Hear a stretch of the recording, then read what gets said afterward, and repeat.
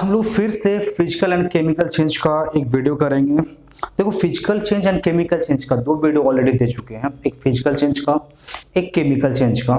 फिर आप लोगों का कुछ लोगों का कमेंट आया था कि और कुछ एग्जांपल्स जो है फिजिकल एंड केमिकल चेंज के, उसको अगर आप एक्सप्लेन कर दें। तो आज हम उसी एग्जांपल्स के संग और भी कुछ नई चीजों के संग आया है। तो देखो जरा सा, अब हम एक एक एग्जांपल्स को फिजिकल एंड केमिकल का हमने लिख रखा है और एक एक को हम अच्छी तरह से एक्सप्लेन करेंगे कि क्यों ये फिजिकल है और क्यों ये केमिकल है। जैसे पहला आता है क्या, dissolution of a substance in liquid. देखो होता है क्या डिसोल्यूशन, जब आप किसी लिक्विड के अंदर, एक लिक्विड है आपके पास सपोज करो, और इस लिक्विड के अंदर जब किसी सब्सटेंस को आप डिसॉल्व करते हो, सपोज करो सॉल्ट ले लिया या आपने क्या ले लिया, ग्लूकोज ले लिया या शुगर ले लिया, कुछ भी ले लिया। जब आप इसको डिसॉल्व करते हो तो डिसॉल्व जो हो रहा है ये कैसा चेंज है, फिजिकल चेंज है। अब क्यों हो रहा है, देखो पहले इसको अच्छी तरह समझो। लिक्विड के अंदर किसी भी सॉलिड को डिसॉल्व करने पे होता क्या, देखो पहली बात, वॉल्यूम के अंदर कोई इंक्रीमेंट नहीं होता है। क्यों नहीं होता है, क्योंकि लिक्विड के बीच में क्या होता है, मॉलिक्यूलर स्पेस है।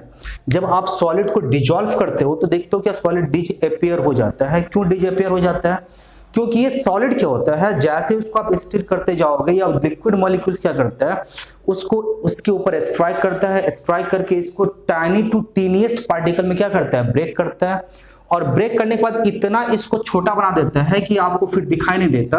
और होता है क्या, लिक्विड मॉलिक्यूल्स के बीच में जो गैप था उस गैप को ये क्या कर लेता है, फिल कर लेता है। बिकॉज ऑफ दैट इसको क्या होता है, वॉल्यूम क्या होता है, इंक्रीज नहीं होता। चलो ये तो वॉल्यूम वाली बात हुई बेसिक। अभी देखो, लिक्विड के अंदर अगर आप किसी सॉलिड को बनाओ, मिक्स करोगे, सॉलिड को डिसॉल्व करोगे, तो ये क्या फॉर्म करता है, सॉल्यूशन फॉर्म करता है। कैसे सॉल्यूशन फॉर्म कर देता है, अब लिक्विड को क्या बोलेंगे, सॉलिड को क्या बोलेंगे। तो यहां पर देखो जरा सा, लिक्विड के अंदर हमने सॉलिड डाला और सॉलिड डाल के हमने क्या किया, एक सब्सटेंस ऑब्टेंड किया। और व्हाट इज दैट, उसके लिए एक वर्ड दिया गया, व्हाट इज दैट, सॉल्यूशन। तो सॉल्यूशन बना कैसे, लिक्विड था अपने पास और प्लस इसके अंदर आपने क्या ऐड किया, सॉलिड ऐड किया, और ये क्या बना दिया आपके पास, एक मिक्सचर। क्या बनाया, एक मिक्सचर बनाया, और उस मिक्सचर के लिए हमने क्या वर्ड दिया, सॉल्यूशन। सॉल्यूशन दिए। ये जो लिक्विड था मेरे पास, लिक्विड के लिए क्या बोला गया, सॉल्वेंट। और ये सॉलिड जो है, सॉलिड को क्या बोला गया, सॉल्यूट। और मिक्सचर जो बना उसको आपने क्या बोला, सॉल्यूशन। तो देखो, सॉल्वेंट, सॉल्यूट एंड सॉल्यूशन तीन वर्ड है। पहले तीनों वर्ड को भी हम समझ लेते हैं अच्छी तरह से। सॉल्यूट आप किसको बोलते हो, पहले आप इसको समझो। डेफिनेशन लिखते नहीं, आपको बता देते हैं, आप लिख लेना।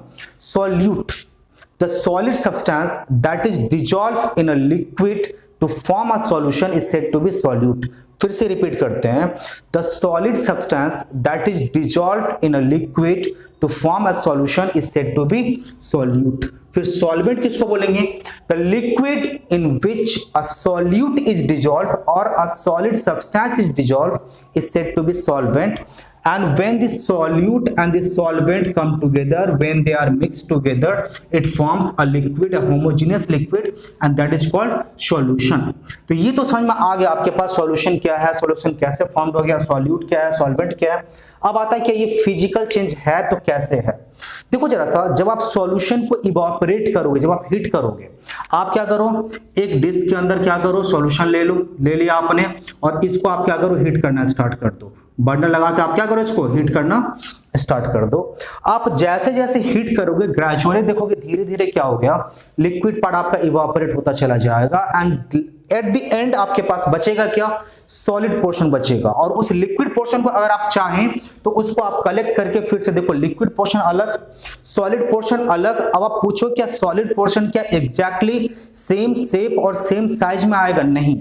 सिर्फ इतना ही फर्क होगा कि आपके पास सेम शेप और सेम साइज में नहीं आएगा, लेकिन सेम प्रॉपर्टी के संग आपको मिलेगा। तो मतलब हुआ क्या, यहां से क्या क्या चीजें समझ में आई, कि जो आपने सॉल्यूशन फॉर्म किया था, सॉल्यूट एंड सॉल्वेंट को मिलाकर, it will be exactly the mass of the क्या जगह, solution form will exactly to the mass of the solute and solvent together. आप सॉल्यूट एंड सॉल्वेंट का जितना मास आपने ले रखा था, सॉल्यूशन का मास क्या हो गया, उतना ही रहा। कोई चेंज नहीं हुआ मास के अंदर। दूसरी बात, ये कैसा है, रिवर्सिबल है, मतलब क्या, अगर आप सॉल्यूशन को इवापोरेट करोगे तो लिक्विड पोर्शन अलग हो जाएगा एंड सॉलिड पोर्शन क्या हो जाएगा, अलग हो जाएगा। तीसरी बात, जब आप सॉल्यूशन फॉर्म करें तो इस सॉल्यूशन के अंदर जो सॉल्यूट था, सॉल्यूट के भी प्रॉपर्टी अपने जो प्रॉपर्टी था वही प्रॉपर्टी रहा, और जो सॉल्वेंट था, सॉल्वेंट की प्रॉपर्टी भी क्या रहा, वही रहा, और इसको आप इजीली क्या कर पाए, रिवर्स कर पाए। इसका मतलब क्या हो गया, जो भी सॉल्यूशन फॉर्म्ड होगा that all solution will be an example of physical change. दूसरा देखो अपने पास क्या है, ड्राइंग ऑफ क्लोथ्स। देखो हम लोग धूप में डालते हैं, हवा में डाल देते हैं, धूप में नहीं डाले, हवा में भी कपड़ा सूखता है। तो जब कपड़ा सूखता है उसको आप क्या बोलते हो, drying of cloth, that is a physical change. क्यों फिजिकल चेंज है, मैं जरा समझाऊं। आपके पास क्लोथ है, आपने एयर का क्या हुआ, इसका प्रेशर आया, यहां से मॉलिक्यूल से निकलना स्टार्ट हो गया, ये कैसा है, वेट क्लोथ, और यहां से फिर क्या हो जाएगा, आपके पास जो क्लोथ मिला क्या हो जाएगा, ड्राई क्लोथ मिला आपके पास।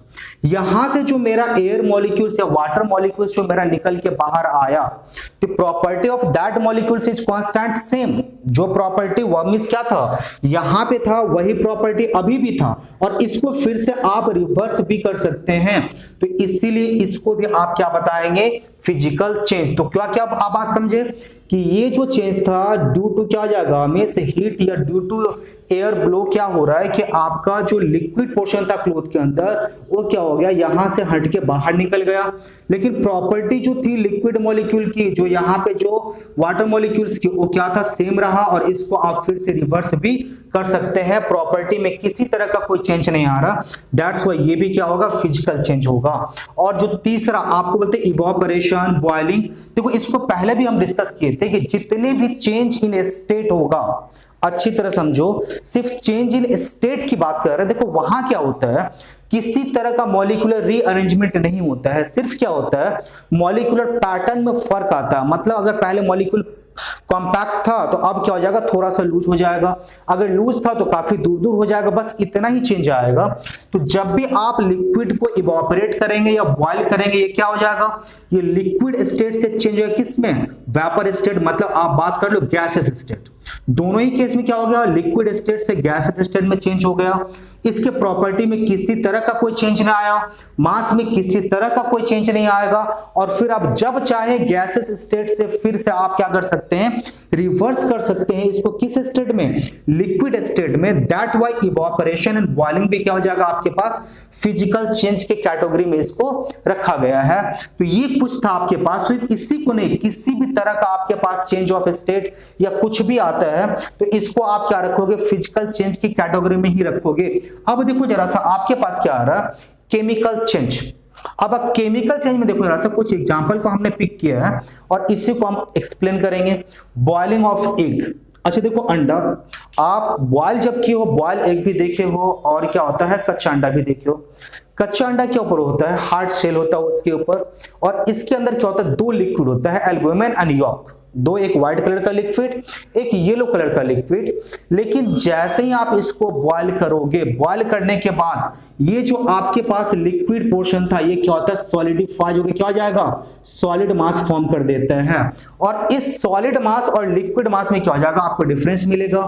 दूसरा, ये जो लिक्विड मास आपको मिला इसको आप रिवर्स करके फिर से आप सॉलिड क्या हो जाएगा, सॉलिड मास जो मिला आपको फिर से रिवर्स करके आप लिक्विड फॉर्म में इसको नहीं ला सकते, दोनों की प्रॉपर्टी में भी चेंज मिला आपको, दैट्स व्हाई ये क्या हो जाएगा, केमिकल चेंज होगा।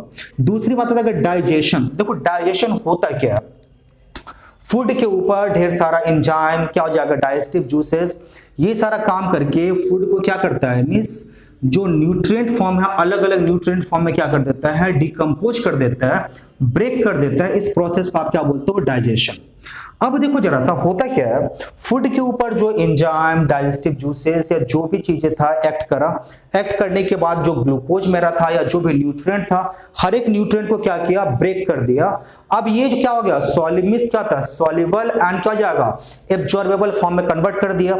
अगर आप चाहोगे भी तो उस क्या हो जाएगा, जो सॉल्युबल और जो कन्विस का एब्जॉर्बेबल फॉर्म था उस फॉर्म से वापस फिर से पहले फॉर्म में नहीं ला सकते। जैसे सपोज करो आपने फूड टेक किया, सपोज करो आपने फूड टेक किया, फूड से आपके पास क्या क्या मिला, आपके पास प्रोटीन अलग हो गया, आपके पास विटामिन अलग हो गया, आपके पास कार्बोहाइड्रेट अलग हो गया, आपके पास और जो क्या था रफेज जो था आपके पास अलग हो गया।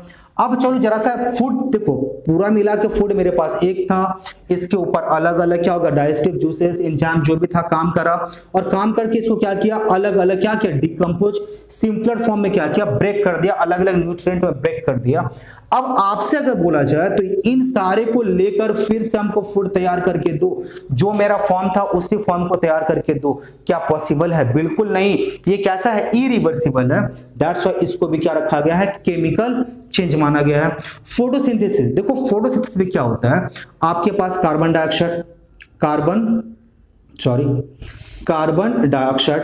डाइऑक्साइड और क्या लिए वाटर लिए, वाटर ले लिया आपने, वाटर ले लो, वाटर, ये आपके पास सनलाइट क्लोरोफिल ये सारा लेकर आपने क्या फॉर्म किया ग्लूकोज फॉर्म होता है, और ग्लूकोज के संग संग और क्या फॉर्म हो गया आपके पास ऑक्सीजन फॉर्म हो गया। अच्छी तरह समझना। अब ये कार्बन डाइऑक्साइड और वाटर हमने लिया था, दो ऐसा सब्सटेंस जिनकी प्रॉपर्टी क्या थी अलग थी, और फिर यहां से मेरे पास जो फॉर्म हुआ सब्सटेंस क्या फॉर्म था ग्लूकोज एंड ऑक्सीजन। अब इन दोनों की प्रॉपर्टी जो है ये कार्बन डाइऑक्साइड और वाटर से क्या होगा बिल्कुल अलग, तो डिफरेंट प्रॉपर्टी वाले सब्सटेंस फॉर्म्ड हो गया। इन दोनों का मास कैसा है अलग है, और इन दोनों का मास कैसा है अलग है। इसके अलावा क्या होता है यहाँ पे हीट एक्सचेंज भी क्या हो जाएगा लार्ज होगा सॉरी। एंड जो सबसे बड़ी बात है, आप ग्लूकोज एंड वाटर को लेके फिर से बोला जाए आपके पास क्या ये हमको पूरा का पूरा तैयार करके दो, तो एग्जैक्टली आपको वही सब्सटेंस मिलने से रहा, जितना आपने लिया था जिस तरह से लिया था एग्जैक्टली उतना मिलने से रहा। इसका मतलब क्या हुआ ये केमिकल चेंज हो गया आपके पास। रिस्पिरेशन में आप बात करते हो क्या, देखो रिस्पिरेशन होता क्या है, रिस्पिरेशन एग्जैक्टली पूरा प्रोसेस समझिए। आप एयर इनटेक किए, आप बायोलॉजी में पढ़े भी होंगे, आपके पास दो तरह के टर्म्स आते हैं, रिस्पिरेशन भी आते हैं, ब्रीथिंग भी आता है। सिर्फ सांस लेना दैट इज द ब्रीथिंग, लेना और छोड़ना दैट इज द ब्रीथिंग। लेकिन जब आप एयर इनसाइड लिए, जो आप एयर लिए उसके अंदर क्या था मैक्सिमम अमाउंट ऑफ ऑक्सीजन था, ये ऑक्सीजन क्या किया आपके बॉडी के अंदर गया, ब्लड के संग मिक्स्ड होके ग्लूकोज के संग क्या किया रिएक्ट करा, और ग्लूकोज के संग रिएक्ट करके इसको डिकम्पोज करा, अलग अलग न्यूट्रिएंट फॉर्म में क्या किया कन्वर्ट किया, फूड को बर्न करा, बर्न करने के बाद एनर्जी एंड वाटर रिलीज करा। इस प्रोसेस को आप क्या बोलते हो रिस्पिरेशन। अब देखो जरा सा, ये ग्लूकोज मेरे बॉडी के अंदर था, हमने क्या किया हमने ऑक्सीजन लिया अंदर, और ये ऑक्सीजन क्या किया इसके संग जाके रिएक्ट करा, और रिएक्ट करने के बाद क्या किया ये कार्बन डाइऑक्साइड फॉर्म किया, वाटर फॉर्म किया, और क्या करेगा ये एनर्जी रिलीज करेगा। अब देखो जरा सा, ये जो मेरे पास अंदर जाके रिएक्ट करा, रिएक्ट करने के बाद कार्बन डाइऑक्साइड वाटर फॉर्म किया, बिल्कुल डिफरेंट प्रॉपर्टी वाला सब्सटेंस फॉर्म किया जिसके मासेस भी अलग होगी, और इसको अगर आप बोलो रिवर्स करके दो, बिल्कुल इट क्या जाएगा हम लोग रिवर्स नहीं कर पाएंगे इसको। दैट्स व्हाई ये भी क्या हो गया आपके पास केमिकल चेंज हो गया। अब देखो जरा सा एक और आते हैं, glowing of mixture of iron and sulphur. देखो दिवाली में आप ढेर सारा पटाखा जलाए होंगे, और पटाखा जब जलाते हो तो आप शायद नोटिस नहीं करे होगे, वहां पे क्या होता है एल्युमिनियम पाउडर का यूज होता है, सल्फर का यूज होता है, आयरन का यूज होता है, और इन पाउडर को मिला क्या होता है ग्लोइंग इफेक्ट प्रोड्यूस किया जाता है। इसके अलावा भी देखो जिंक का भी यूज किया जाता है। तो अलग अलग देखो कलर का क्या होता है आपके पास दिखता रहता है, तुबरी वगैरह स्पेशली अनार वगैरह जो फोड़ते हो स्पेशली उन सब में इनका यूज किया जाता है। अब देखो जरा सा आयरन एंड सल्फर, आयरन और सल्फर का एक क्या था मिक्सचर था, आयरन प्लस सल्फर एक मिक्सचर था, और ये मिक्सचर क्या हो गया हमने ऑक्सीजन के साथ क्या किया कंबाइंड करा। अब क्या किया ये ग्लोइंग इफेक्ट प्रोड्यूस किया, कार्बन डाइऑक्साइड प्रोड्यूस किया, हीट प्रोड्यूस किया। अब ये मेरे पास जो भी सब्सटेंसेस आया, अब इन सब्सटेंस को लेकर क्या हम फिर से वापस ये बना सकते हैं? आपका जवाब होगा कि ना, मतलब क्या हो जाएगा ये इरिवर्सिबल है। इन दोनों के मासेस में क्या होगा डिफरेंट होगा, यहाँ पे एनर्जी चेंज जो था एनर्जी चेंज भी कैसा था लार्ज था, तो इसीलिए क्या हो गया इस चेंज को भी क्या बोला गया है केमिकल चेंज बोला गया है।